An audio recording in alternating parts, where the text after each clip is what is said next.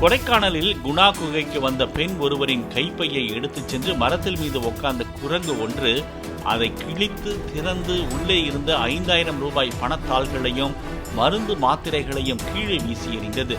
குரங்கின் சேட்டையை கீழே நின்றபடி பார்த்துக் கொண்டிருந்த பிற சுற்றுலா பயணிகள் அவற்றை சேகரித்து அந்த பெண்ணிடம் கொடுத்தனர். சிறிது நேரத்தில் கைப்பையை கீழே போட்டுவிட்டு குரங்கு ஓடியது.